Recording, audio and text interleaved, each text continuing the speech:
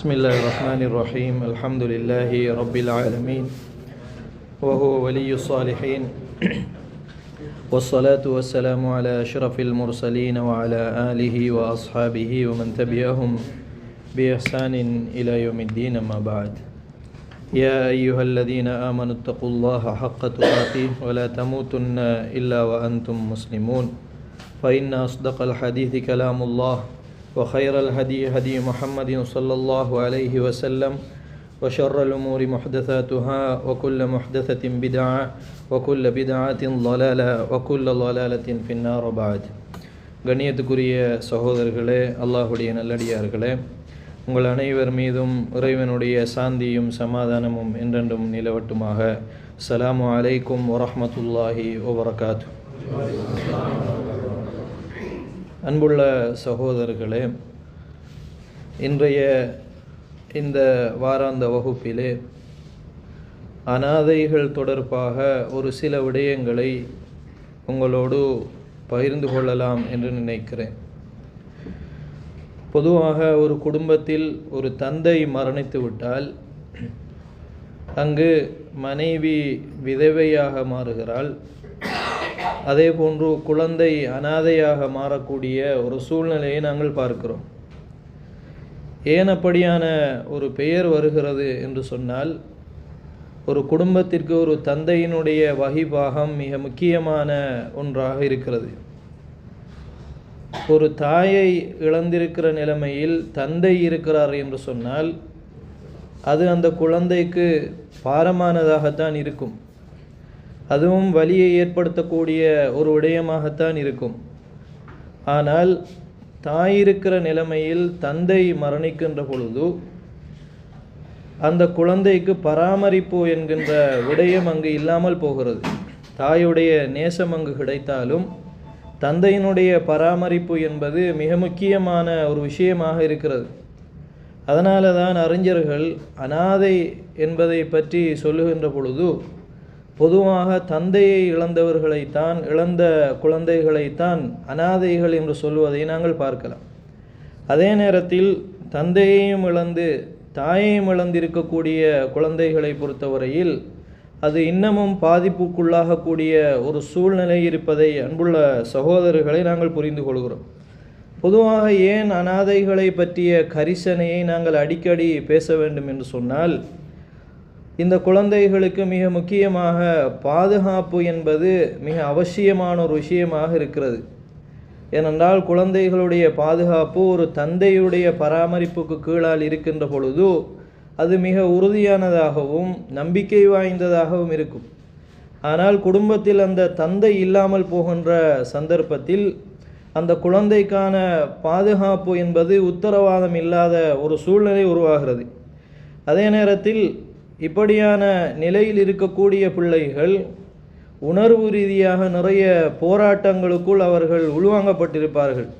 அன்பு ரீதியான போராட்டத்தில் அவர்கள் உள்வாங்கப்படுவார்கள். ஒப்பிட்டு பார்க்கின்ற பொழுது தான் ஒரு பின்தங்கிய நிலைமையில் இருக்கிறேனே என்கிற கவலை அவர்களுக்கு இருக்கும். இப்படி உணர்வு ரீதியாக தாழ்த்தப்படுகிற ஒரு நிலைமை, அல்லது எவ்வளவுதான் பராமரிப்பு அவர்களுக்கு கிடைத்தாலும் கூட ஏதோ ஒன்றை இழந்து விட்டோமே அப்படிங்கிற ஒரு சூழ்நிலையில் தான் பொதுவாக இந்த மாதிரியான குழந்தைகள் வளரக்கூடிய ஒரு சூழ்நிலை இருக்கிறது. அதனால தான் இஸ்லாத்தினுடைய பார்வையில் அனாதைகளை பொறுத்தவரையில் மிக முக்கியமாக கரிசனை செலுத்த வேண்டும் என்பதை மிக உச்சபட்சமாக எங்களுக்கு உணர்த்துவதை நாங்கள் பார்க்கலாம்.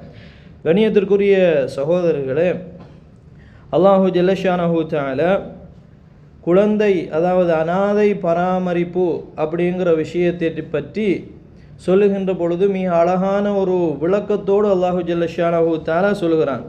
எப்படி அல்லாஹ் சொல்லுகிறான்? வயஸ் அலூனக அனில் யதாமா, நபியே உங்களிடத்திலே வந்து அவர்கள் அனாதைகளை பற்றி விசாரிக்கிறார்கள். குல், நீங்கள் சொல்லுங்கள், இஸ்லாஹுல்லஹும் ஹைர், அவர்களுடைய விஷயத்தை சீர்திருத்துவது, நிவர்த்தி செய்வது என்பது ஆக சிறந்தது என்று அல்லாஹு ஜல்லஷானஹு தஆலா சொல்கிறார். குல் இஸ்லாஹுல்லஹும் ஹைர் என்பது அனாதைகளுடைய பராமரிப்பை பற்றி அல்லாஹு ரப்புல் ஆலமீன் ஒரு விதியாகவே அல் குர்ஆனில் பிரகடனம் செய்கிறான். அப்படியான ஒரு வார்த்தை தான் இது. இஸ்லாஹ் என்று சொன்னால் என்ன? அஸ்லஹ என்பது உடைந்து போயிருப்பதை சீர்திருத்துவது, வளைந்திருப்பதை நிமித்துவது, தேவைப்படக்கூடிய ஏற்பாடுகளை செய்து கொடுப்பது. அல்லாஹு ரப்புல் ஆலமீன் இவ்வளோ அழகாக சொல்கிறான். யத்தீம்களை பற்றி உங்களிடத்திலே கேட்கிறார்கள், நபியே நீங்கள் சொல்லுங்கள், இஸ்லாஹுல் லஹும் ஹைர், அவர்களுடைய விஷயத்தில் சீர்திருத்தத்தை ஏற்படுத்துவது ஆக சிறந்தது என்று அல்லாஹு ஜல்லஷானஹு தஆலா அல் குர்ஆனிலே மொத்தமாகவே மிக அழகான சுருக்கமான வார்த்தையில் பேசுவதை எங்களால் அவதானிக்க முடிகிறது. அன்புள்ள சகோதரர்களே, ஒரு யத்தீமை பொறுத்தவரையில் தந்தையை இழக்கின்ற அந்த சூழ்நிலையில் அந்த யத்தீம் 2 வகையான சூழ்நிலையில் காணப்படுகிறார். முதலாவது வகையான சூழ்நிலை என்ன? தந்தையை இழக்கின்ற பொழுது தந்தைக்கு பொருளாதாரம் இருந்திருக்கும். அப்போ அந்த பொருளாதாரம் அந்த யத்தீமுக்கும் வந்து சேர்ந்திருக்கும். அப்படி தந்தை பொருளாதாரம் உள்ளவராக இருந்து, செல்வந்தவராக இருந்து, அந்த செல்வந்தம் அந்த குழந்தைக்கும் கிடைக்கிற நிலைமையில் அந்த தந்தை அந்த குழந்தையை விட்டு பிரிகிறார். அப்படியான ஒரு நிலைமையில் இருக்கக்கூடியவர்கள். இப்படியான யத்தீமுகள் என்ன நிலைமையில் இருக்கிறார்கள்? பொருளாதார ரீதியாக வாரிசின் அடிப்படையில் அவர்களுக்கான அந்த செல்வந்தம் பொருளாதாரம் கிடைக்கப்பெற்ற நிலையில் இருக்கக்கூடிய யத்தீமுகள். அப்போ இன்னொரு வகையில் நாங்கள் சொல்ல போனால், அவர்கள் யத்தீமுகளாக இருந்தாலும் அவர்களிடத்தில் என்ன இருக்கிறது? பொருளாதாரம் இருக்கிறது. ஏனென்றால் தந்தை செல்வந்தராக இருந்து விட்டு சென்ற சொத்து அந்த யத்தீமை போய் சேருகிறது. அன்புள்ள சகோதரர்களே, இப்படியான யத்தீமுகளை பற்றி அல்லாஹு ரப்புல் ஆலமீன் அல் குர்ஆனில் பேசுகின்ற பொழுது, வலா தக்ரபு மாலல் யத்தீமி, நீங்கள் யத்தீமுடைய சொத்தை நீங்கள் நெருங்க வேண்டாம் என்று அல்லாஹு ஜல்லஷானஹு தஆலா சொல்கிறான். தந்தை வழியாக அவருக்கு கிடைத்திருந்தால் அல்லாஹு ரப்புல் ஆலமீனுடைய ஓர்டர் என்ன? வலா தக்ரபு மாலல் யத்தீமி, நீங்கள் யத்தீமுடைய சொத்தை நெருங்கவே வேண்டாம். இல்லா பில்லதி ஹிய அஹ்சன், எது நலவாக இருக்கிறதோ அந்த வழியிலேயே அல்லாமல் வேறு எந்த அடிப்படையிலும் நீங்கள் யத்தீமுடைய சொத்தை நெருங்க வேண்டாம் என்று அல்லாஹு ஜல்லஷானஹு தஆலா சொல்கிறான். கண்ணியத்திற்குரிய சகோதரர்களே, அப்போ பொருளாதாரம் அந்த யத்தீமுக்கு வந்திருக்கிற நிலைமையில் அந்த சொத்திற்கு ஆசைப்படக்கூடாது. உங்களுடைய உள்ளத்தில் அந்த அனாதையினுடைய பொருளாதாரத்தின் மீது ஆசை வந்துவிடக்கூடாது. அல்லது அந்த பொருளாதாரத்தை சேதப்படுத்தக்கூடிய வகையில் நீங்கள் நடந்து கொள்ளக்கூடாது என்று அல்லாஹு ஜல்லஷானஹு தஆலா இந்த வசனத்தினூடாக நமக்கு சொல்கிறான். வலா தக்ரபு மாலல் யத்தீமி, பெரும் பாவங்கள் என்று நபிகள் நாயகம் ஸல்லல்லாஹு அலைஹி வஸல்லம் அவர்கள் சொல்லி காட்டினார்கள். அந்த பெரும் பாவங்களில் ஒன்று என்ன? அக்லு மாலில் யத்தீமி, அனாதையினுடைய சொத்தை என்ன செய்வது? சாப்பிடுவது. அல் மூபிகாத், பெரும் பாவங்களில் ஒன்று என்று நபிகள் நாயகம் ஸல்லல்லாஹு அலைஹி வஸல்லம் அவர்கள் சொல்வதை நாங்கள் பார்க்கலாம். அப்போ இது ஒரு வகையான யத்தீம். இப்போ இந்த யத்தீமை பொறுத்தவரையில் அவனுடைய சொத்தை பராமரிக்க வேண்டிய தேவை வலிகாரருக்கு வருகிறது. வசி என்று சொல்லுவார்கள். அதாவது அந்த குழந்தையின் மீது நலவை நாடக்கூடியவர்களுக்கு அவுலியாவுல் யத்தீம், அந்த யத்தீமினுடைய பொறுப்புதாரிகள். இந்த மாதிரியான சந்தர்ப்பத்தில் அந்த யத்தீமினுடைய பொறுப்புதாரிகளுக்கான பணி என்ன?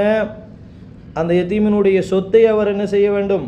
பராமரித்து அதை சரியான முறையில் கையாண்டு அவர் வாலிப வயதை அடைந்து ருஷ்து என்கின்ற தெளிவாக சிந்திக்கக்கூடிய, ஏமாற்றத்துக்குள் உள்ளாகாமல் இருக்கக்கூடிய ஒரு நல்ல வயதெல்லையை அடைகின்ற வரைக்கும் அந்த சொத்தை பராமரித்து பாதுகாத்து அவனுடைய கையில் ஒப்படைக்கிற வரைக்கும் அந்த வலிகாரர் மீது அல்லாஹு ரப்புல் ஆலமீன் அந்த பொறுப்பை போட்டு வைத்திருக்கிறான். இங்கு செல்வந்தர்களாக இருக்கக்கூடிய அனாதைகளுடைய சொத்துக்களை பராமரித்தல் என்கிற பகுதியை பற்றி பேசுகின்ற பொழுதுதான் அல்லாஹு ஜல்லஷானஹு தஆலா என்ன சொல்கிறான்? வலா தக்ரபு மாலல் யத்தீமி என்று அல்லாஹு ரப்புல் ஆலமீன் சொல்கிறான். இன்னொரு வகையான யத்தீம் இருக்கிறார்கள். அப்படியான யத்தீம்கள் யார்? தந்தை இறந்து போகின்ற பொழுது அந்த குழந்தைக்கு பொருளாதார ரீதியான எந்த ஒரு ஸ்திரத்தன்மையும் இல்லாத நிலைமையில் தந்தை மரணித்து போகிறார். இப்படியான சூழ்நிலையில் எது அவசியப்படுகிறது? இவனுக்கு பொருளாதாரத்தை ஏற்படுத்தி கொடுத்து அவரை ஒரு நல்ல மனிதராக சமுதாயத்தில் ஆக்குகின்ற வரைக்கும் சமுதாயம் அந்த குழந்தையை என்ன செய்ய வேண்டியிருக்கிறது, பொறுப்பேற்க வேண்டியிருக்கிறது. முதலாவது வகையை பொறுத்தவரையில் அந்த பொருளாதாரத்தை பராமரிக்கின்ற பொறுப்பு. இரண்டாவது வகை உள்ள யதீம்களை பொறுத்தவரையில் அவர் அடிப்படையிலேயே ஏழையாக இருக்கிறார்கள். இந்த மாதிரியான சந்தர்ப்பத்தில் வழிகாரருக்கு நிறைய பொறுப்பு இருக்கிறது. அவனை உருவாக்கி ஆளாக்கி வளர்த்து எல்லா வகையான தர்பியத்தையும் கொடுத்து பொருளாதார ரீதியான வசதி வாய்ப்புகளையும் ஏற்படுத்தி ஆளாக ஒரு சமூகத்தில் அவனை கொண்டு வருகிற சகலவிதமான பொறுப்பையும் அந்த வழிகாரர் சமூகம் ஏற்றுக்கொள்ள வேண்டிய ஒரு நிலைமை இருக்கிறது. இதை நபிகள் நாயகம் ஸல்லல்லாஹு அலைஹி வஸல்லம் அவர்களும் அல்லாஹுடைய தூதரும் அதே மாதிரி அல்லாஹு ரப்புல் ஆலமீனும் அல் குர்ஆனில் அதிகமாக சொல்வதை நாங்கள் பார்க்கலாம். கண்ணியத்திற்குரிய சகோதரர்களே, நபிகள் நாயகம் ஸல்லல்லாஹு அலைஹி வஸல்லம் அவர்கள் நமக்கு தெரிந்த செய்தி. எப்படி ரசூலுல்லாஹ் சொன்னார்கள், நானும் வகாஃபிலுல் யதீமி, யதீமை பொறுப்பெடுக்கக்கூடியவர்களும் கஹாத்தைனி, இப்படி இருப்போம் என்று நபிகள் நாயகம் ஸல்லல்லாஹு அலைஹி வஸல்லம் அவர் சொன்னார்கள். எங்கே? சுவர்க்கத்திலே நாங்கள் இப்படி இருப்போம் என்று சொன்னார்கள். இந்த செய்திக்கு இமாம் இப்னு ஹஜர் ரஹிமஹுல்லா அவர்கள் விளக்கம் சொல்லுகின்ற பொழுது அழகாக சொன்னார்கள், எவர் ஒருவர் அன வகாஃபிலுல் யதீமி கஹாத்தைனி ஃபில் ஜன்னா, நானும் யதீமும் இப்படி சுவர்க்கத்திலே இருப்போம் என்கிற செய்தியை எப்பொழுது ஒரு முஸ்லீம் கேட்கிறானோ அவன் அந்த ஹதீதை பின்பற்றுவதற்கும் நடைமுறைப்படுத்துவதற்கும் கடுமையாக முயற்சி செய்ய வேண்டும். ஏனென்றால் ரசூல் ஸல்லல்லாஹு அலைஹி வஸல்லம் அவர்களோடு ஒன்றாக ரஃபீக் என்று சொல் வருகிறது. ரசூலுல்லாஹ்வோடு சுவர்க்கத்தில் ஒன்றாக இருப்பது என்றால் சாதாரணமான விஷயமா? அந்த அந்தஸ்து மிக எளிமையில் கிடைத்து விடாது. நபிமார்களோடு இருப்பதாக இருந்தால் சுஹதாக்கள், சித்தீகீன்கள், இப்படியான மிகப்பெரிய உயர்ந்த தரஜாக்களில் இருக்கக்கூடியவர்கள் தான் யாரோடு வீற்றிருப்பார்கள்? நபிமார்களோடு வீற்றிருப்பார்கள். அப்படியான ஒரு அந்தஸ்து கிடைக்க வேண்டும். அப்படி என்று சொன்னால் நீங்கள் உண்மைக்கு உண்மையாக யத்தீம்களுடைய விஷயத்தில் கரிசனையாக இருந்து இந்த ஹதீஸை கொண்டு நீங்கள் நாளை மறுமை நாளில் யாரோடு வீற்றிட்டு இருப்பதற்காக, நபிகள் நாயகம் ஸல்லல்லாஹு அலைஹி வஸல்லம் அவர்களோடு வீற்றிருப்பதற்காக முயற்சி செய்ய வேண்டும். எப்பொழுது ஒரு முஸ்லிம் இந்த ஹதீஸை கேட்கிறானோ அப்பொழுதிருந்தே அதை நடைமுறைப்படுத்துவதற்கு அவன் ஆசைப்பட வேண்டும் என்று இமாம் இப்னு ஹஜர் ரஹிமஹுல்லா அவர்கள் அழகாக சொல்வதை நாங்கள் பார்க்கலாம். கண்ணியத்திற்குரிய சகோதரர்களே, இஸ்லாத்தை பொறுத்தவரையில் வேறு எந்த மதத்திலும் சொல்லாத அளவிற்கு மிக மிக ஆச்சரியப்படுகிற வகையில் யதீம்களுடைய விஷயத்தில் அல்லாஹு ஜல்ல ஷானஹு தஆலாவும் நபிகள் நாயகம் ஸல்லல்லாஹு அலைஹி வஸல்லம் அவர்களுடைய ஹதீஸினூடாக மிகப்பெரிய கரிசனை செய்யப்படுவதை நாங்கள் பார்க்கலாம். இன்றைக்கு உலகத்திலே எத்தனையோ வகையான மனித உரிமைகள் எல்லாம் இருக்கின்றன. அல்லாஹு ஜல்ல ஷானஹு தஆலா அல் குர்ஆனில் ரெஸ்பெக்ட்ங்கிற வாசகத்தையே பாவிக்கிறான். யதீம்களை நீங்கள் என்ன பண்ண வேண்டும்?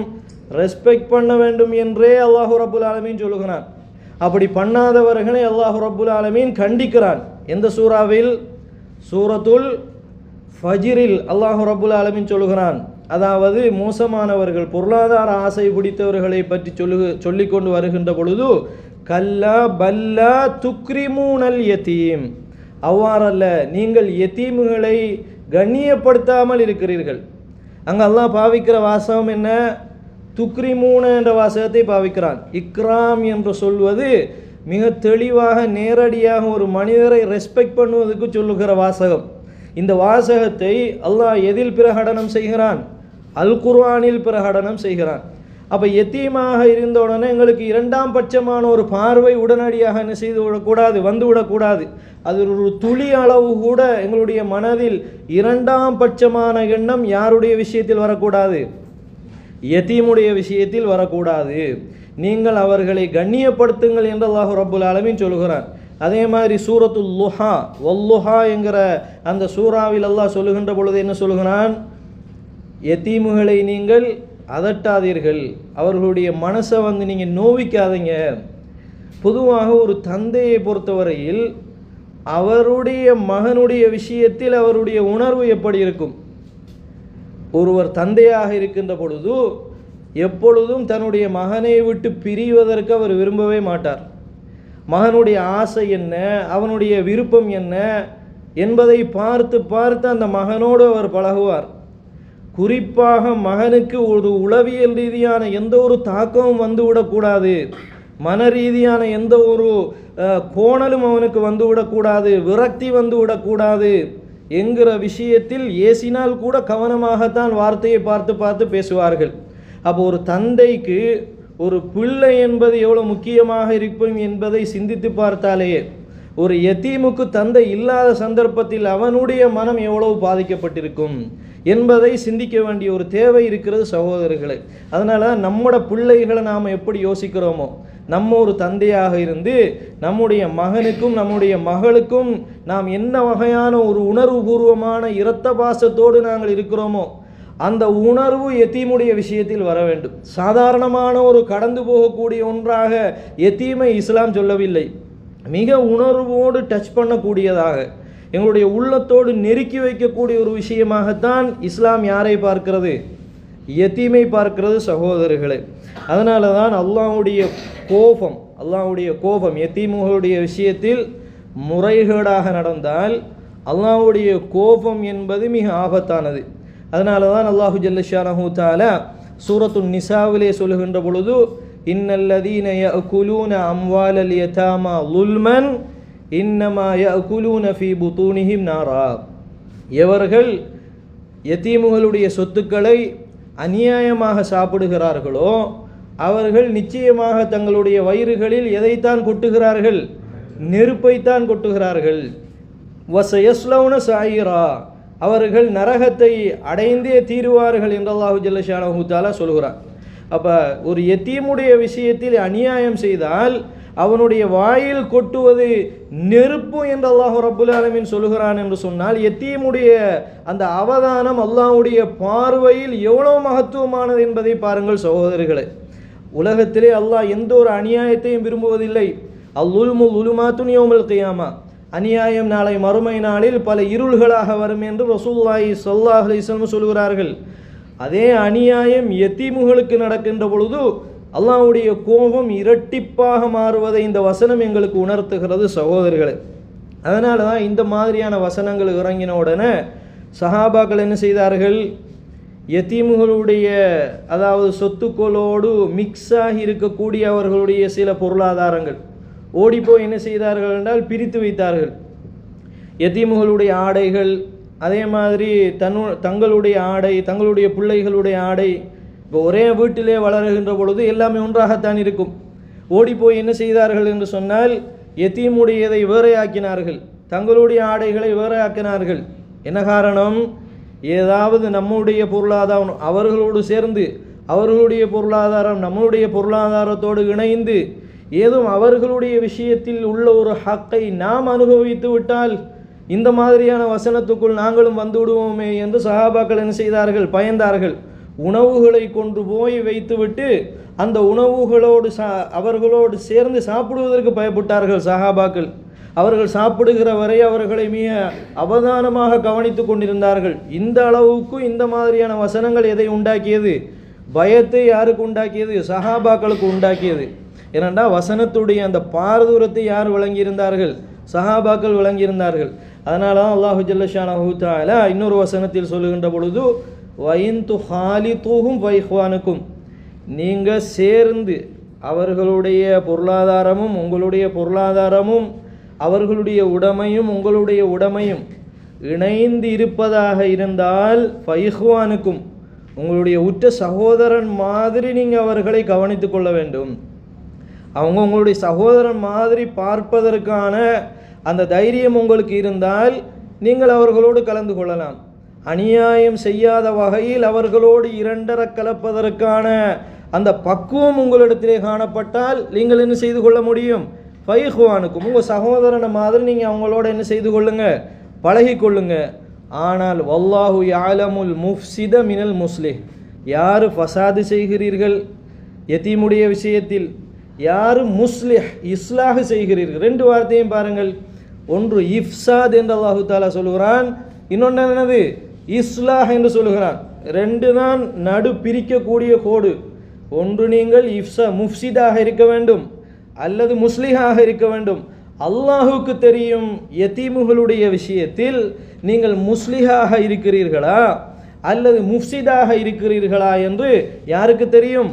அல்லாஹுக்கு தெரியும் என்று அல்லாஹு ஜல்ல ஷானஹு தஆலா அந்த அளவுக்கு இந்த யத்தீமுடைய விஷயத்தில் மிக கவனமாக பேசுவதை கண்புள்ள சகோதரர்கள் நாங்கள் பார்க்கலாம். இன்னொரு வகையை பாருங்கள், அல் குர்ஆன் எப்படி அணுகுகிறது என்று ஆச்சரியமாக அணுகுகிறது. அதாவது யத்தீமுகளுடைய விஷயத்தில் அவர்களுடைய தனிப்பட்ட விவகாரங்கள் சில பகுதிகள் இருக்கின்றன.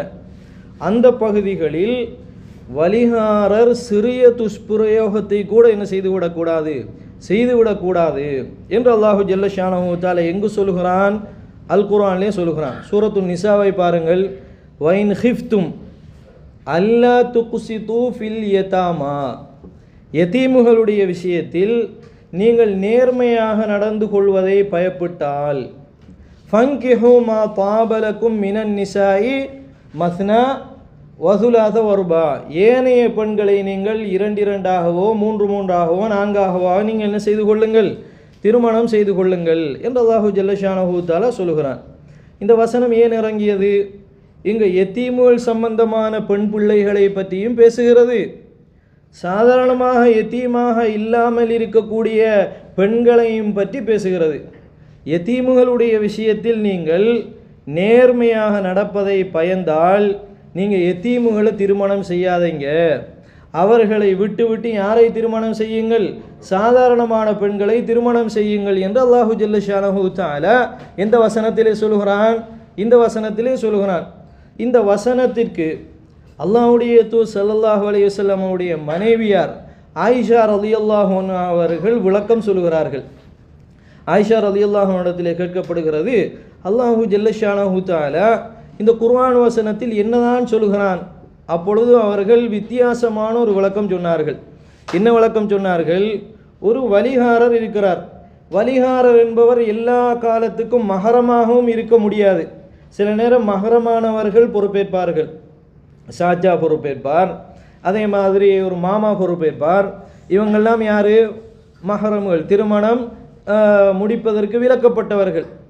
அதே நேரத்தில் ஒரு யத்தீமை பொறுப்பெடுக்கக்கூடியவர் அஜ்னபியாக கூட இருக்கலாமா இல்லையா? அஜ்னபியாக கூட இருக்கலாம்.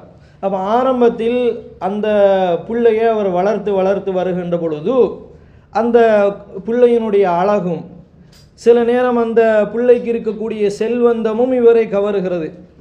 இப்பொழுது ஒரு பராமரித்து கொண்டு போகின்ற காலப்பகுதியில் யோசிக்கிறார், நானே அந்த பிள்ளையை திருமணம் செய்து கொண்டால் என்ன என்கிற ஒரு எண்ணம் யாருக்கு வருகிறது? அந்த வலிகாரருக்கு வரும். இது யார் சொல்லுகிற விளக்கம்? ஆயிஷா ரலியல்லாஹு அன்ஹா அவர்கள் சொல்லுகிற விளக்கம்.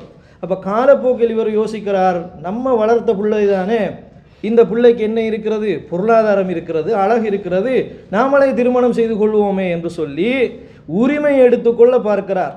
கொடுக்க வேண்டிய மகரில் சாதாரணமான ஒரு பெண்ணை திருமணம் பேசினால் எந்த அளவுக்கு அவர் ஆசைப்பட்டு மகரெல்லாம் கொடுப்பாரோ அப்படியான ஒரு மகரை கொடுக்காமல், நம்ம வளர்த்த பிள்ளை தானே, மகரெல்லாம் எப்படி கொடுக்க தேவையில்லை, பெரிய அளவில் கொடுக்க தேவையில்லை, அல்லது அந்த பிள்ளை விரும்புகிற அளவுக்கு கொடுக்க தேவையில்லை என்று உரிமை எடுத்து அழகுக்காகவும் அந்த பிள்ளையினுடைய செல்வந்தத்திற்காகவும் நீங்கள் திருமணம் செய்ய நாடினால் உங்களுடைய உள்ளம் குற்ற உள்ளமாக இருக்கிறது, அது அநியாயம் செய்ய பார்க்கிறது என்று அல்லாஹு ஜல்ல ஷானஹு தஆலா சொல்கிறான்.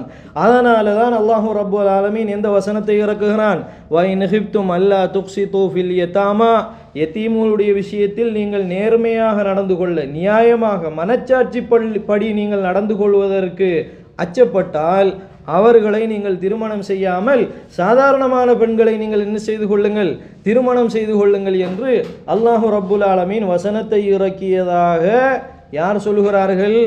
ஆயிஷா ரலியல்லாஹு அன்ஹா சொல்கிறார். அல்லாஹு ரப்புல் ஆலமீன் எந்த அளவிற்கு ஒரு யத்தீமுடைய உணர்வில் கூட அபியூஸ் நடந்து விடக்கூடாது, ஒரு யத்தீமை அணுகுகிற விஷயத்தில் கூட துஷ்பிரயோகம் வரக்கூடாது என்பதில் கரிசனை காட்டிய இஸ்லாத்தை போன்ற எந்த ஒரு மதத்தையாவது எங்களால் காட்ட முடியுமா சகோதரர்களே?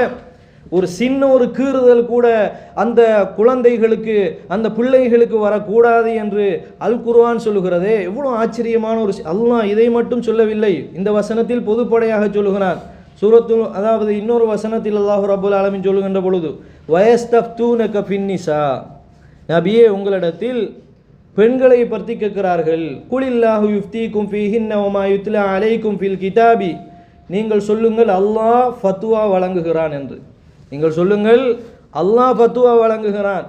நீங்கள் யதீம்களுக்கு கொடுக்க வேண்டிய ஹக்கை மகரை சரியாக கொடுக்காமல் இருக்கிற நிலைமையில் அவர்களை திருமணம் செய்து அவர்களுடைய பொருளாதாரத்தை நீங்கள் அடைய பார்க்கிறீர்களே, இது அநியாயமாக இல்லையா என்று அல்லாஹு ரப்புல் ஆலமீன் தெளிவாகவே அல் குர்ஆனில் பேசுவதை நாங்கள் பார்க்கலாம். கண்ணியத்திற்குரிய சகோதரர்களே, அந்த அளவுக்கு யதீம்களுடைய விஷயத்தில் இந்த மார்க்கம் கரிசனை செலுத்துகிறது. நம்ம இவ்வளவு தூரத்திற்கு யதீமை பற்றி யோசிப்பதில்லை.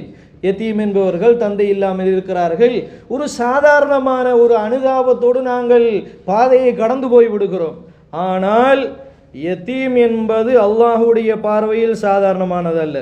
அதனால தான் அல்லாஹு ஜல்லஷானஹு தஆலா நபிகள் நாயகம் ஸல்லல்லாஹு அலைஹி வஸல்லம் அவர்களை பற்றி சொல்லுகின்ற பொழுது, ஃபாவா நபியே நீங்கள் யதீமாக இருந்தீர்கள், நான் அரவணைத்தேன் என்று அல்லாஹ் சொல்கிறான். நபிகள் நாயகம் ஸல்லல்லாஹு அலைஹி வஸல்லம் அவர்கள் யதீமாக இருந்தார்கள், ரசூலுல்லாவை நான் அரவணைத்தேன் என்று அல்லாஹ் சொல்கிறான். அந்த அரவணைப்பை அல்லாஹ் யாரின் பக்கம் சொந்தம் கொண்டாடுகிறான்? தன் பக்கம் சொந்தம் கொண்டாடுகிறான். அப்போ அல்லாஹ்வே யதீமை அரவணைத்ததாக சொல்லுகின்ற பொழுது அது அல்லாஹ்வுக்கு எவ்வளோ விருப்பமான ஒரு செயலாக இருக்கும். அல்லாஹ்வுக்கு விருப்பமான இந்த செயலை நாம் எந்த அளவுக்கு விரும்பி செய்ய வேண்டும் என்பதை அன்புள்ள சகோதரர்களை நாங்கள் புரிந்து கொள்ளலாம். அன்புள்ள சகோதரர்களே, அதனால தான் பொதுவாக யதீம்களுடைய விஷயத்தை ரொம்ப கவனமாக நாங்கள் இருந்து கொள்ள வேண்டும். என்ன கவனமாக இருக்க வேண்டும்? இலவச கல்வி என்று வழங்கலாம். இப்போ சில நேரம் கல்வி கற்கின்ற வருகின்ற நேரத்தில் ஒரு ஸ்கூலாக இருந்தால் ஒரு அதிபரோ அல்லது அங்கே இருக்கக்கூடிய நிர்வாகமோ என்ன செய்வார்கள்? அந்த யதீமுக்கு மாதாந்த அந்த கட்டணத்தை விலக்களிப்பார்கள். விலக்களித்தால் அதனுடைய நன்மையை யாரிடத்தில் எதிர்பார்க்க வேண்டும்? அல்லாஹ்விடத்தில் எதிர்பார்க்க வேண்டும். அதனால் அல்லாஹு ஜல்லஷானஹு தஆலா சொல்கிறான், வாத்தல் மால அலா ஹுப்பிஹி, தன்னுடைய விருப்பத்தின் பேரில் உண்மையாக யதீம்களுக்கு கொடுக்கக்கூடியவர்கள் அவர்கள்தான் பிர், உண்மையான சேவை செய்யக்கூடியவர்கள் என்று அல்லாஹு ஜல்லஷானஹு தஆலா அல் குர்ஆனில் சொல்கிறான். ஆக சகோதரர்களே, எந்த ஒரு இலவசத்தை நீங்கள் உங்களுடைய பிள்ளைக்கு நீங்கள் 1,00,000 ரூபாய் பணத்தை கொடுக்கிறீர்கள், இந்த பணத்தின் மூலம் ஏதாவது ஒரு ஆதாயத்தை நீங்கள் எதிர்பார்ப்பீர்களா? நிச்சயமாக நீங்கள் எதிர்பார்க்க மாட்டீர்கள். எப்படி உங்களுக்கு உடைய குழந்தைக்கு கொடுக்கின்ற பொழுது அந்த குழந்தையுடைய மனம் சந்தோஷப்படும் என்பதை நீங்கள் உணர்கிறீர்களோ, அதே ஒரு உணர்வு நீங்கள் பெற்றெடுக்காத அந்த யதீமுக்கு கொடுக்கின்ற பொழுது உங்களுக்கு வர வேண்டும். அப்படி வந்தால் அதுதான் ஈமானுடைய அடையாளம் என்பதை நமக்கு இஸ்லாம் சொல்வதை கண்ணியத்திற்குரிய சகோதரர்களே நாங்கள் புரிந்து கொள்ளலாம். அதே மாதிரி பாருங்கள், உங்களுடைய பொருளாதாரத்தையும் நீங்கள் தவறான முறையில் அவர்களுக்கு கொடுக்காதீர்கள். அவர்களுடைய பொருளாதாரத்தையும் நீங்கள் தவறான முறையில் என்ன செய்யாதீர்கள்? அணுகாதீர்கள். அல்லாஹு ஜல்லஷானஹு தஆலா சொல்கிறான் சூரத்துன் நிசாவில், வலா தூதுஸ் சுபஹா அம்வாலக்கும் அல்லதி ஜஅலல்லாஹு லக்கும் கியாமன் வர்ஸுகூஹும் ஃபீஹா வக்ஸூஹும் வகூலு லஹும் கௌலம் மஅரூஃபா. சிறியவர்களாக வளர்ந்து வருகிறார்கள், உங்களுடைய பொருளாதாரத்தை நீங்கள் சிந்திக்க தெரியாமல், பணத்தை எப்படி பரிவர்த்தனை செய்ய வேண்டும் என்று தெரியாத வயதில் இருக்கக்கூடியவர்களுக்கு கொண்டு போய் நீங்கள் கொடுக்கவும் வேண்டாம். அப்படி நீங்கள் அவர்களை வீணடித்து விடவும் வேண்டாம் என்று அல்லாஹு தஆலா சொல்லிவிட்டு பாருங்கள், உங்களுடைய பொருளாதாரம் தான் வர்ஸுகூஹும் ஃபீஹா, உங்களுடைய பொருளாதாரத்தில் இருந்து நீங்கள் அனாதைகளுக்கு ரிஸ்க் கொடுங்கள், கொடுத்து வக்ஸூஹும் ஆடை கொடுங்கள். ரிஸ்க் என்று சொன்னால் என்ன? அவர்களுக்கு தேவையான எல்லா விஷயங்களும் வரும். ரிஸ்க் என்பது பொதுவான வார்த்தை. ரிஸ்க் என்ற பொதுவான வார்த்தையை சொல்லிவிட்டு அதற்கு உதாரணம் அடுத்ததாக சொல்கிறான், வர்ஸுகூஹும், அவர்களுக்கு ரிஸ்காக நீங்கள் கொடுங்கள். ரிஸ்க் என்றால் என்ன? உதாரணமாக வக்ஸூஹும், ஆடையை நீங்கள் கொடுங்கள். ஆடை என்றால் ஆடையோடு மாத்திரம் நின்று விடுவதா? அந்த யதீமுக்கு என்னவெல்லாம் தேவையோ அதை எல்லாவற்றையும் செய்யுங்கள். செய்துவிட்டு ஒரு காலமும் சொல்லி காட்டாதீர்கள். சுப்ஹானல்லாஹ். அல்லாஹு ஜல்லஷானஹு தஆலா சொல்கிறான், வகூலு லஹும் கௌலம் மஅரூஃபா, அவர்களுக்கு உதவி செய்தால் நல்லதையே சொல்லுங்கள், உதவியை சொல்லி காட்டாதீர்கள். அவர்கள் வளர்ந்த பிறகு கூட உன்னை எவ்வளோவெல்லாம் கஷ்டப்பட்டு ஆளாக்கினானே, இப்பொழுது எனக்கு எதிராக வந்திருக்கிற இப்படியான வார்த்தையை நீங்கள் சொல்லாதீர்கள். அல்லது அவன் வளர்கின்ற பொழுது உன்னை நான் தான் வளர்த்தேன் என்று சொல்லி சொல்லி அவனை நோவினைப்படுத்தாதீர்கள். அல்லாஹு தாலா சொல்கிறான், வகூலு லஹும் கௌலன் மஅரூஃபா. அதே மாதிரி யத்தீம்களுடைய பொருளாதாரமாக இருந்தால் வபுத்தலுல் யதாமா ஹத்தா இதா பலகுன் நிக்காஹ், அவர்கள் திருமண வயதை அடைகின்ற வரை அவர்களை சோதித்து பாருங்கள். ஃபைனானஸ்தும் மின்ஹும் ருஷ்டன், அவர்களிடத்திலே ருஷ்து அதாவது சீரிய சிந்தனை உங்களுக்கு தெரிந்தால் ஃபத்ஃபஉ இலைஹிம் அம்வாலஹும், அவர்களுடைய சொத்துக்களை நீங்கள் அவர்களிடத்திலேயே கொடுங்கள். வலா தஅகுலூஹா இஸ்ராஃபன் வபிதாரன் ஐயக்பரு, அவசரமாக வளர்ந்து விடுவார்கள், வளர்வதற்கு இடையில் அவனுடைய சொத்துக்களை எல்லாம் வீண் விரயம் செய்து சாப்பிடுவோம் என்று அவசரப்பட்டு நீங்கள் என்ன செய்யாதீர்கள், சாப்பிட்டு விடாதீர்கள். அவன் வளருகிற வரை நீங்கள் காத்திருங்கள்.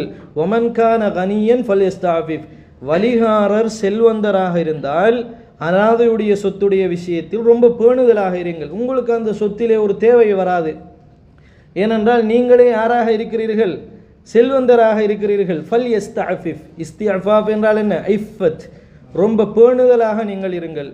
ஒமன் கான ஃபகீரன், ஏழையாக இருந்தால் ஃபல்யகுல் பில் மஅரூஃப், உங்களுடைய அடிப்படை தேவைக்காக மாத்திரம் நீங்கள் நல்ல முறையில் அதை சாப்பிட்டு கொள்ளுங்கள் என்று அல்லாஹு ஜல்ல ஷானஹு தஆலா அல் குர்ஆனிலே சொல்லிவிட்டு, வளர்ந்த பிறகு அவனுடைய சொத்தை நீங்கள் கொண்டு போய் கொடுக்கின்ற பொழுது சாட்சியை கொண்டு வாருங்கள் என்று அல்லாஹு தஆலா சொல்கிறான்.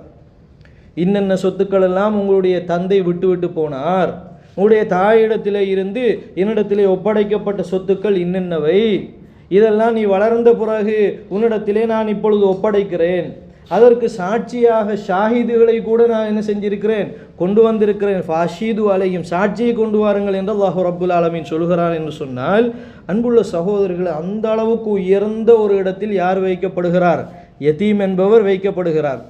அதனால தான் அல்லாஹு ஜல்ல ஷானஹு தஆலா வபில் வாலிதைனி இஹ்சானா, தாயின் தகப்பனுக்கும் இஹ்சான் பண்ணுங்கள் என்று சொல்லிவிட்டு அடுத்ததாக யத்தீமை அல்லாஹ் சொல்ல. நீங்கள் அல் குர்ஆனின் நிறைய வசனங்களை ஓதி பாருங்கள்.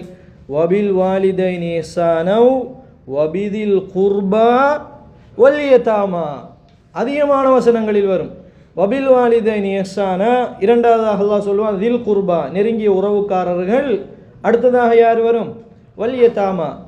ஏன் சொல்லப்படுகிறது, ஒரு தந்தை ஒரு தாய் அவங்க கஷ்டப்படுகிற நேரத்தில் கவனிப்பது போன்றுதான் ஒரு தந்தையும் ஒரு தாயும் இல்லாத சந்தர்ப்பத்தில் இருக்கக்கூடிய யத்தீமை நீங்கள் கவனிக்க வேண்டும் என்பதை அல்லாஹ் ரப்புல் ஆலமீன் அல் குர்ஆனிலே சொல்வதை நாங்கள் பார்க்க முடியும். சகோதரர்களே, இப்படி நிறைய விஷயங்களை கொண்டு யத்தீம் என்ன பண்ணப்படுகிறார், நம்முடைய மார்க்கத்தில் கௌரவிக்கப்படுகிறார்.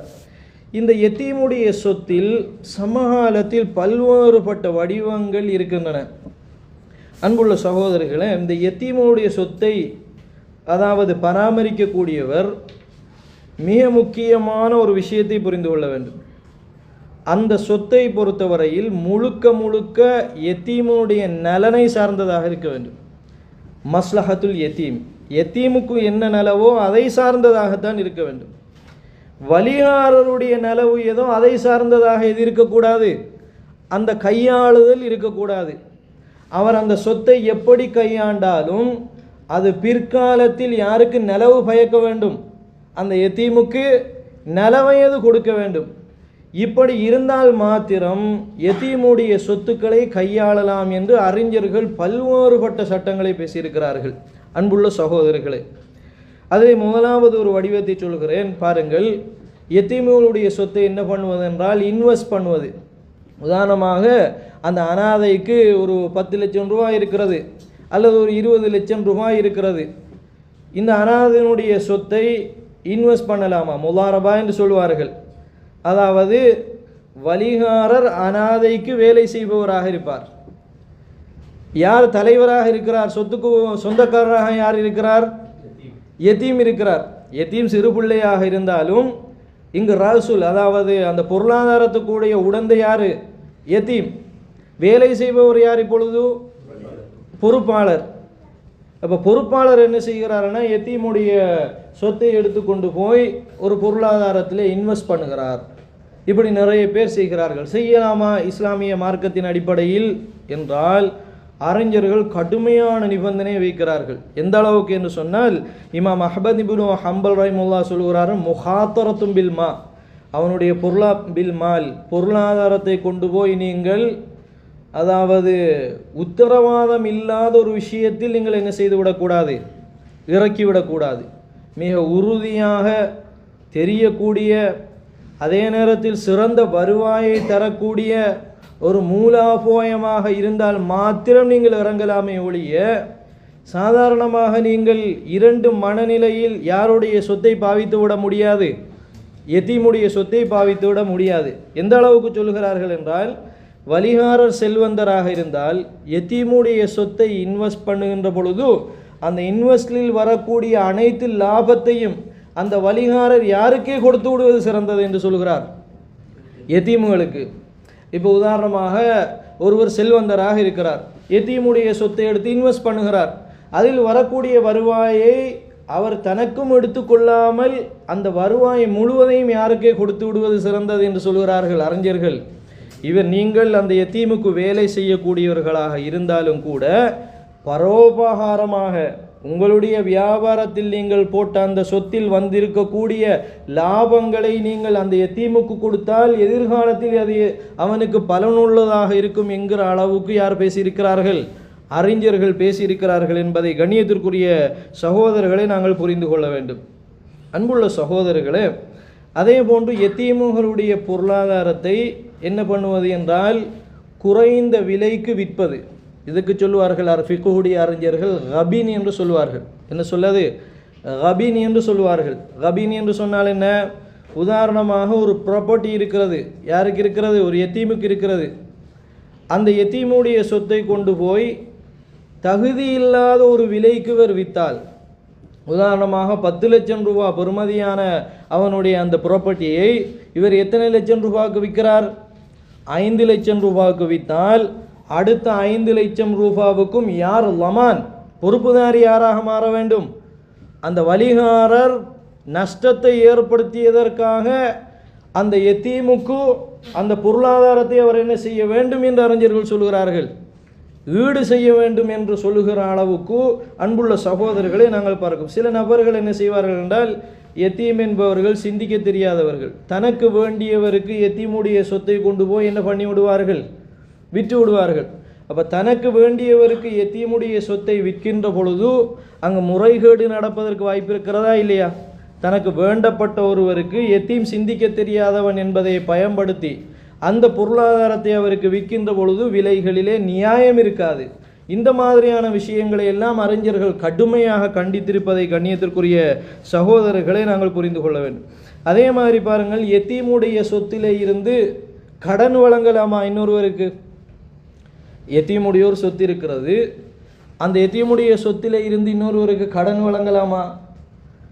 இது எல்லாம் அறிஞர்கள் பேசியிருக்கிறார்கள். நாங்கள் பொதுவாக அந்த யதீமுடைய தலைப்பை சாதாரணமாக கடந்து போகிறோம். அன்புள்ள சகோதரர்களே, திட்டவட்டமாக அறிஞர்கள் சொல்லக்கூடிய செய்தி என்னவென்றால், யதீமுடைய சொத்தில் இருந்து நீங்கள் இன்னொருவருக்கு அன்பளிப்பு செய்யவோ, யதீமுடைய சொத்திலே இருந்து இன்னொருவருக்கு நீங்கள் கடன் வழங்கவோ, இது எல்லாமே மிக மோசமான குற்றம் என்கிற அளவுக்கு அறிஞர்கள் பேசியிருப்பதை நாங்கள் பார்க்கலாம். கண்ணியத்திற்குரிய சகோதரர்களே, இப்படி நிறைய விஷயங்கள் யதீம்களுடைய சொத்துக்கள் சம்பந்தமாக.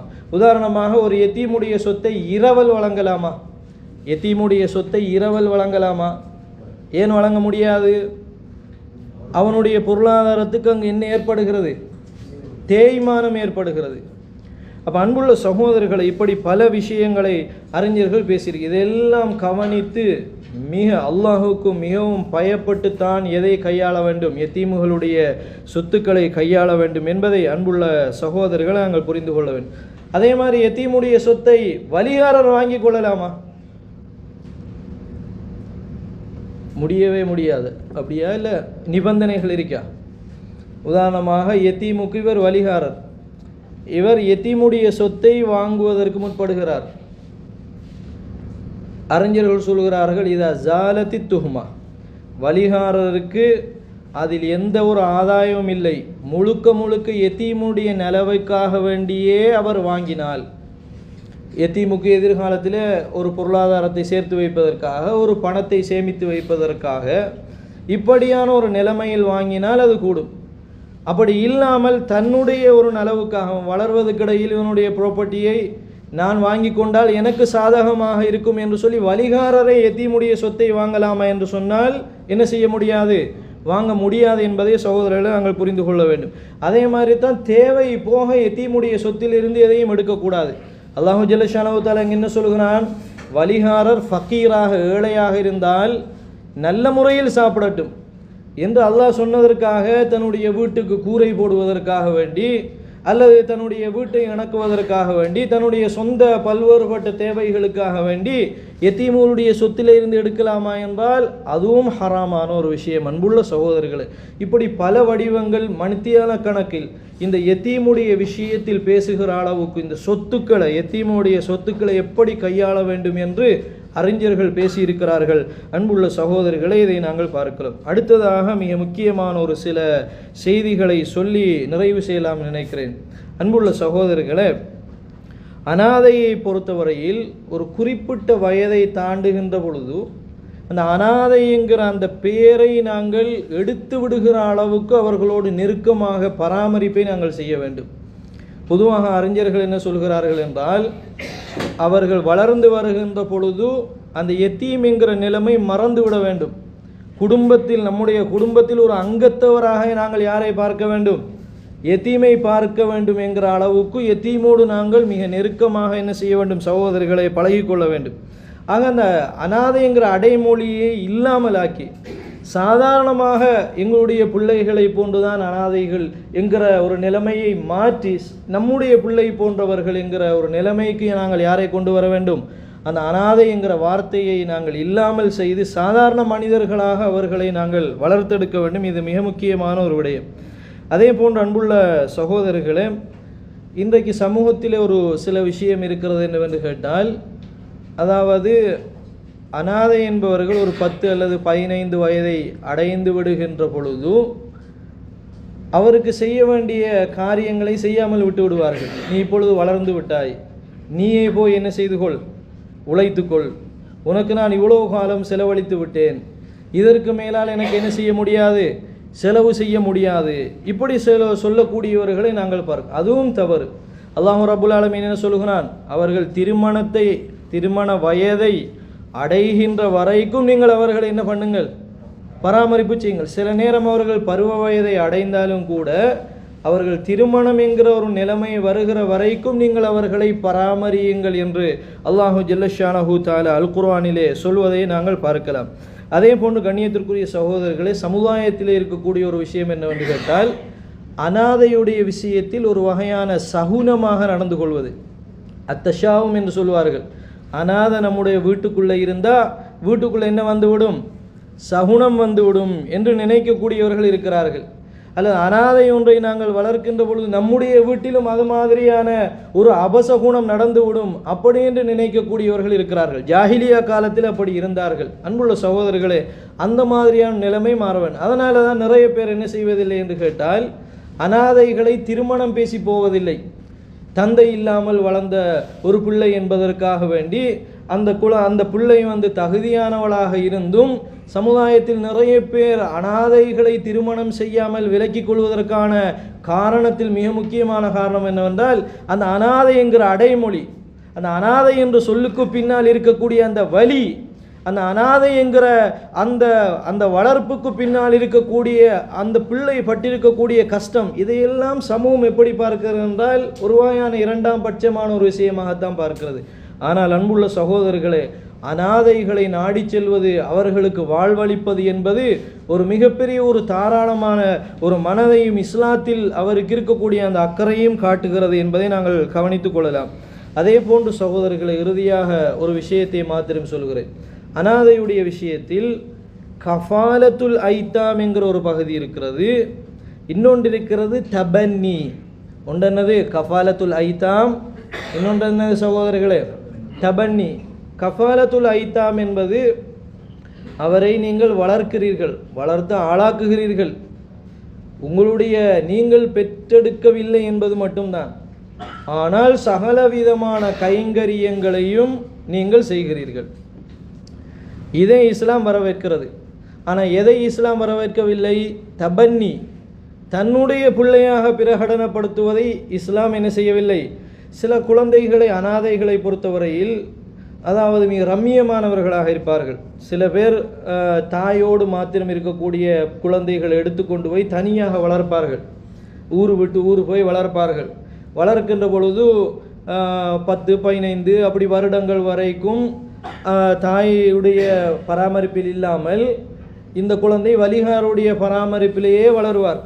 வளர்ந்து ஆளாகி நல்ல கவர்ச்சிகரமான நல்ல அறிவுள்ள இப்படியான ஒரு மனிதனாக அந்த அனாதைங்கிற நிலைமையிலிருந்து வளர்ப்பவர்களுக்கு பிரயோஜனம் தரக்கூடிய வகையில் வளர்ப்பவர்கள் அந்த அவரை தன்னுடைய பிள்ளைதான் என்று நினைக்கிற உளவியல் மாற்றம் அடைகிற அளவுக்கு அந்த அனாதையின் மீது அவர்களுக்கு என்ன ஏற்படும்?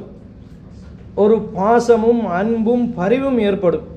இப்பொழுது என்ன செய்ய மாட்டார்கள் என்று சொன்னால், அவன் வளர்ந்த பிறகு தன்னுடைய தாயிடத்தில் போகிறேன் என்று சொன்னால் உடனடியாக யாருக்கு அதை தாங்கிக் கொள்ள முடியாமல் இருக்கும்.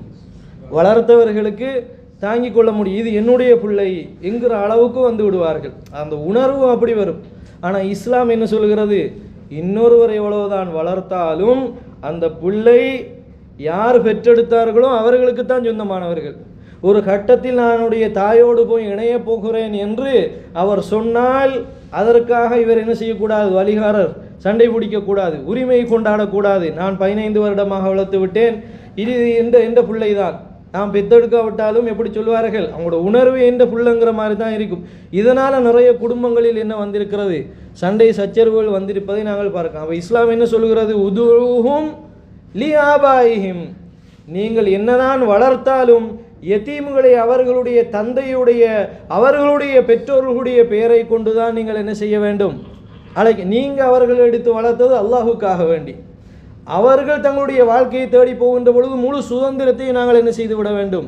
யதீம்களுக்கு கொடுத்து விட வேண்டும். நம்முடைய ஆதிக்கத்தை நாம் வளர்த்தோம் என்பதற்காக வேண்டி யாரின் மீது செலுத்தக்கூடாது? யதீமின் மீது தன்னுடைய அதிகாரத்தை பிரயோகிக்கக்கூடாது, அவனுக்கு நெருக்கடி ஏற்படுத்தி விடக்கூடாது. இது எவ்வளோ அழகான ஒரு வழிகாட்டு. இப்படி ஒரு வழிகாட்டல் இஸ்லாத்தை தவிர எங்கேயாவது இருக்குமா சகோதரர்களே? அப்படி நீங்கள் தன்னுடைய குழந்தை போன்று எடுத்தால் உங்களுடைய அனந்தர சொத்தை நீங்கள் யாருக்கு கொடுக்க முற்படுவீர்கள்? வளர்த்த குழந்தை என்றாலும் இப்பொழுது அந்த எண்ணம் மாறிவிட்டது. உங்களுடைய குழந்தை மாதிரியான ஒரு எண்ணம் உங்களுக்கு சைக்காலஜி வந்து விட்டது. இப்பொழுது உங்களுடைய பொருளாதாரத்தில் மிகப்பெரிய ஒரு பகுதியை நீங்கள் யாருக்கு கொடுக்க முற்படுவீர்கள்? அந்த யதீமுக்கு கொடுக்க முற்படுவீர்கள். அப்படி கொடுக்க முற்படுகின்ற பொழுது நீங்கள் பெற்றெடுத்த குழந்தைகளுக்கு அநியாயம் செய்யக்கூடிய ஒரு நிலைமை வரலாம். அதே மாதிரி நசபுகள், ஒரு குழந்தையை யாரோடு இணைக்க வேண்டும் என்கிற விஷயத்தில் மிக ஒழுக்கம் இஸ்லாத்தில் பேணப்படுகிறது. இதையெல்லாம் கவனித்து இஸ்லாம் சொல்கிறது, தபன்னி என்பது வேறு, கபாலத்துல் ஐத்தாம் என்பது வேறு. இந்த ரெண்டுக்கும் மத்தியில் நீங்கள் கவனமாக நடந்து கொள்ள வேண்டும் என்பதை சகோதரர்களை நாங்கள் புரிந்து கொள்ள வேண்டும். பாருங்கள், இஸ்லாமிய மார்க்கத்தில் அல்லாஹு ஜல்லஷானஹு தஆலா அல் குர்ஆனிலே சொல்கிறான், சுபஹானல்லாஹ், உங்களுடைய சொத்துக்களை நீங்கள் பிரிக்கிறீர்கள். வாரிசு சொத்துக்களை நீங்கள் உதாரணமாக சகோதரர்களாக இருந்து பிரிக்கிறீர்கள். பிரிக்கின்ற பொழுது வைதா ஹலரல் கிஸ்மத உலுல் குர்பா வல் யதாமா, உங்களுடைய சொந்தக்காரர்களும் யத்தீமுகளும் பிரிக்கின்ற அந்த சபைக்கு வந்து விட்டார்கள். உங்களுடைய சொத்துக்களை எல்லாம் கணக்கு பார்த்து நீங்கள் என்ன செய்து கொண்டிருக்கிறீர்கள்? பிரித்து கொண்டிருக்கிறீர்கள். இப்படி பிரித்து கொண்டிருக்கிற சந்தர்ப்பத்தில் அந்த இடத்தில் யத்தீம் ஆஜராக இருந்தால் அவனுக்கும் அந்த சொத்திலிருந்து கொடுங்க என்று சொல்கிறது. இவ்வளவுதான் என்று கிஸ்மத்து பண்ணவில்லை, இத்தனை வீதம் கொடுங்க, சுதுசா சுலுசா ருபுஆ நிஸ்ஃபா இதெல்லாம் சொல்லலை, ஃபர்சுகூஹும், அவனுக்கும் நீங்கள் கொடுங்கப்பா என்று சொல்லுகிறது. சுபஹானல்லாஹ். அன்புள்ள சகோதரர்களே, இதுக்கு சொல்வார்கள் தத்லீபுல் ஹாத்திர், அவனுடைய உள்ளத்தை என்ன பண்ணுவது? சந்தோஷப்படுத்துவது. ஏன்னா உங்கள் வீட்டில் வளர்ந்திருக்கிறான், உங்களுடைய பிள்ளையை மாதிரி அவன் இந்த குடும்பத்துடைய ஒரு அங்கமாக இருந்திருக்கிறான். அவன் கண் படுகின்ற பொழுது, அதை பார்க்கின்ற பொழுது, நமக்கும் ஒரு தந்தை இருந்திருந்தால், நமக்கும் ஒரு தாய் இருந்திருந்தால், அந்த தாய்க்கு செல்வந்தம் இருந்திருந்தால் தனக்கும் அதில் ஒரு பங்கு கிடைத்திருக்குமா இல்லையா என்று ஆசைப்படுவானா இல்லையா? அவனுடைய உள்ளத்தை நீங்கள் ஆறுதல் படுத்துவதற்காக வேண்டி அனந்தர சொத்தை நீங்கள் பிரிக்கின்ற பொழுது நீங்கள் அதிலிருந்தாவது அவனுக்கு கொஞ்சத்தை கொடுங்கள் என்று அல் குர்ஆன் சொல்கிறதே சகோதரர்களே. எவ்வளவு உத்தம மார்க்கமாக இந்த தீனுல் இஸ்லாம் இருக்கிறது என்பதை பாருங்கள். இதைவிட ஒரு மிகப்பெரிய ஒரு விஷயம் இருக்கிறது. அல்லாஹு ரப்புல் ஆலமீன் கனிமத்து பொருட்களை பிரிப்பதை பற்றி அல்லாஹு ரப்புல் ஆலமீன் அல் குர்ஆனில் சொல்லுகின்ற பொழுது ஹுமுஸ் என்கிற பகுதி 5இல் 1 பகுதி, அந்த 5இல் 1 பகுதி யாருக்குரியது? அல்லாஹுக்கும் அல்லாஹ்வுடைய தூதருக்கும் உரியது. அவர்கள் என்ன செய்வார்கள்? விரும்பியவாறு கொடுப்பார்கள். அப்படி கொடுக்கின்ற பொழுது யத்தீம்களுக்கும் கொடுங்கள் அப்படி என்று சொல்லப்படுகிறது. யத்தீம்களுக்கு நெருங்கின உறவு. அப்போ ஒரு நாட்டினுடைய ஒரு சொத்து, ஒரு ஹசானா வருகிறது, ஒரு பைத்துல் மாலில் ஒரு நாட்டினுடைய ஒரு சொத்து வந்து சேருகிறது, கருவூலத்தில் நிறைந்திருக்கிறது, அதிலே நீங்கள் 5இல் 1 பகுதியை கொடுங்கள் என்று சொல்லப்படுகிறது. அன்புள்ள சகோதரர்களே, 10 மில்லியன் இருந்தால் நீங்கள் அவர்களுக்கு 20 லட்சத்தை கொடுங்கள் என்று இஸ்லாம் சொல்லுகிறது. 1 கோடி இருந்தால் நீங்கள் அவர்களுக்கு 20 லட்சம் கொடுங்கள் என்று சொல்லுகிறது. சுபஹானல்லாஹ். அன்புள்ள அந்த அளவிற்கு இஸ்லாம் யத்தீம்களுடைய விஷயத்தில் மிகப்பெரிய ஒரு கவனத்தை செலுத்துகிற சகோதரர்களே. ஆனால் என்னமோ தெரியவில்லை, யத்தீம்களுடைய விஷயங்கள் மிக டீப்பாக பேசப்படுவதில்லை. அனாதரவற்றவர்களுடைய விஷயம் நம்முடைய சமுதாயத்தில் எப்படி அது ஒரு மறைக்கப்பட்ட ஒரு தலைப்பாகவே இன்னும் இருந்து வருகிறது. எத்தனையோ வகையான தலைப்புகளை நாங்கள் பேசுகிறோம். இந்த யத்தீம்களுடைய விஷயத்தில் ஏன் கவனம் செலுத்தக்கூடாது? நாம் தூங்குகின்ற பொழுது ஒரு யத்தீமுக்கு வரக்கூடிய வலி நமக்கு ஏன் வரக்கூடாது சகோதரர்களே? அந்த வலியை உணர்ந்தவர்கள் நபிகள் நாயகம் ஸல்லல்லாஹு அலைஹி வஸல்லம் அவர்கள். அதனால தான் யத்தீம்களை கண்டால் அவருடைய தலையை தடாவி விட்டு அல்லாஹ்வுடைய தூதர் ஸல்லல்லாஹு அலைஹி வஸல்லம் சொன்னார்கள், அன வ காஃபிலுல் யதீமி கஹாதைனி ஃபில் ஜன்னா, நானும் யத்தீமும் சுவர்க்கத்திலே இருப்போம் என்று சொல்லுகிற அளவுக்கு யத்தீமுக்கு ஒரு உரிமையை, அவனுக்கான பாதுகாப்பை, அன்பை, அரவணைப்பை இந்த மார்க்கம் கொடுக்கிறது என்று சொன்னால் யத்தீமுடைய விஷயத்தில் நாங்கள் கவனம் செலுத்த வேண்டும். நமக்கும் இருக்கக்கூடிய பொருளாதாரத்தில் ஒரு சில பகுதியாவது இந்த உலகத்தில் இருக்கக்கூடிய ஒரு யத்தீமாவது அடைந்து விட்டால் அதுவே நாளை மறுமை நாளில் ரசூலுல்லாவோடு ஒன்றாக இருப்பதற்கான ஒரு மிகப்பெரிய ஒரு வழியாக மாறலாம். அப்படியான ஒரு தௌஃபீகை வல்ல ரப்புல் ஆலமீன் நம் அனைவருக்கும் செய்தருள்வானாக. வ ஆகிரு தாவானா அனில் ஹம்துலில்லாஹி ரப்பில் ஆலமீன்.